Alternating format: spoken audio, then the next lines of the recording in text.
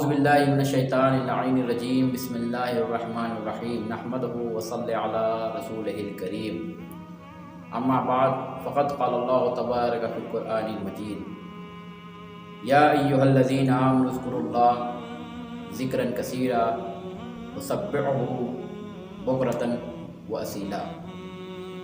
ناظرین کرام، میں نے آپ کی خدمت میں سورہ احزاب کی ایک چھوٹی سی آیت کی تلاوت فرمائی ہے، جس میں پروردگار عالم ارشاد فرماتا ہے، اے ایمان لانے والو، اللہ کا بہت زیادہ ذکر کرو اور صبح اور شام اللہ کی تسبیح کرو۔ ناظرین، صرف نماز پڑھ لینا یہ اللہ کا ذکر نہیں ہے۔ صرف ماہ رمضان میں اللہ کو یاد کر لینا، ماہ رمضان میں قرآن کی تلاوت کر لینا، یہ صرف ذکر نہیں ہے، بلکہ ہمیں جس طرح ہم ماہ رمضان میں، جس طرح ہم ماہ رجب میں قرآن کی تلاوت کرتے ہیں، اللہ کی تسبیح کرتے ہیں، اسی طرح ہر مہینے میں اللہ کا ذکر کرنا چاہیے۔ اور یقیناً ہمیں معلوم نہ ہوتا اگر اہل بیت نہ ہوتے۔ اہل بیت نے ہمیں بتایا کہ دیکھو، یہ جو تم ذکر کر رہے ہو، اس کی فضیلت اور اس کی منزلت اور یہ کتنا ثواب رکھتا ہے۔ ہر ایک ذکر کا، چاہے آپ ایک بار سبحان اللہ کہیں، چاہے 100 بار پوری تسبیح سبحان اللہ کہیں، یہ ہر چیز آپ جو کرتے ہیں یہ اللہ کے نزدیک بہت اہمیت رکھتی ہے۔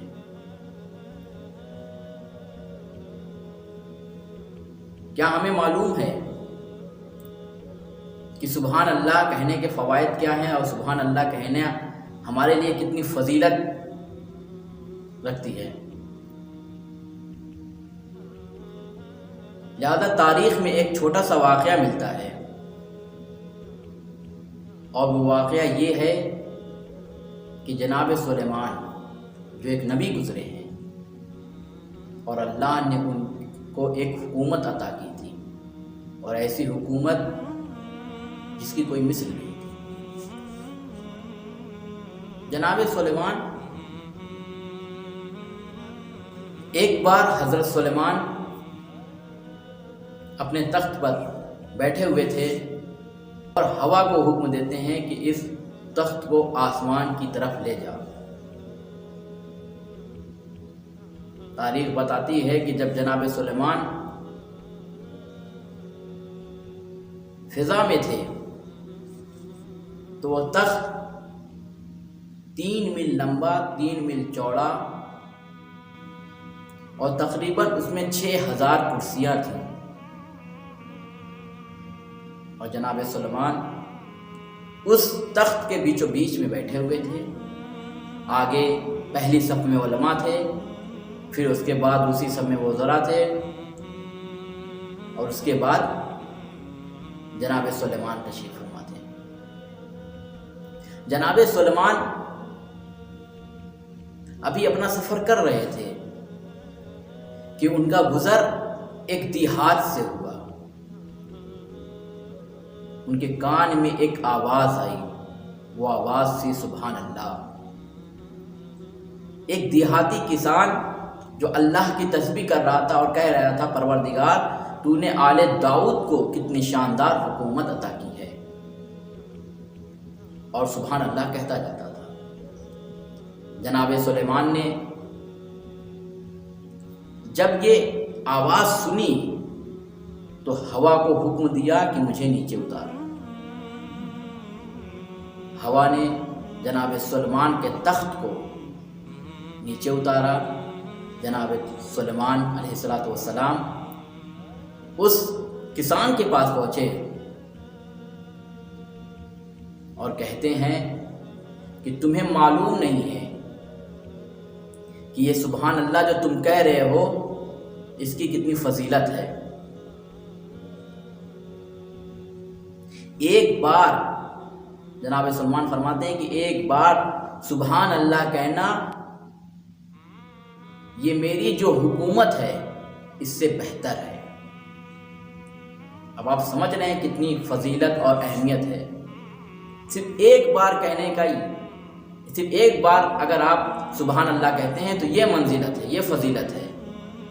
اگر کوئی شخص رات دن صبح شام اللہ کی تسبیح کرتا ہے، اللہ کی تسبیح کرنے کا مطلب یہ نہیں ہے کہ آپ ہر وقت تسبیح لے کر اللہ اکبر کہتے رہیں، بلکہ ہر وہ کام جو آپ صبح سے شام تک انجام دیتے ہیں، ہر وہ نیک کام جو آپ انجام دے رہے ہیں، وہ صرف قربتاً الی اللہ کہہ کر انجام دے، یقیناً وہ اللہ کے ذکر میں شمار ہوگا۔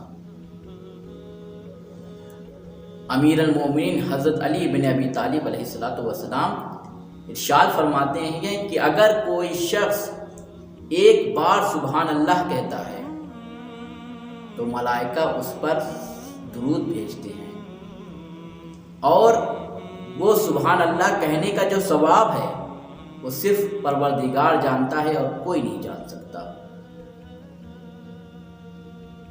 یہ ہے اللہ کا ذکر کرنے کا ثواب۔ لہذا ہم کبھی بھی کسی پریشانی میں مبتلا ہوں، کسی مصیبت میں مبتلا ہوں، بہت غمگین ہوں اور ہمیں کوئی راستہ نظر نہ آئے تو اللہ کا ذکر کریں۔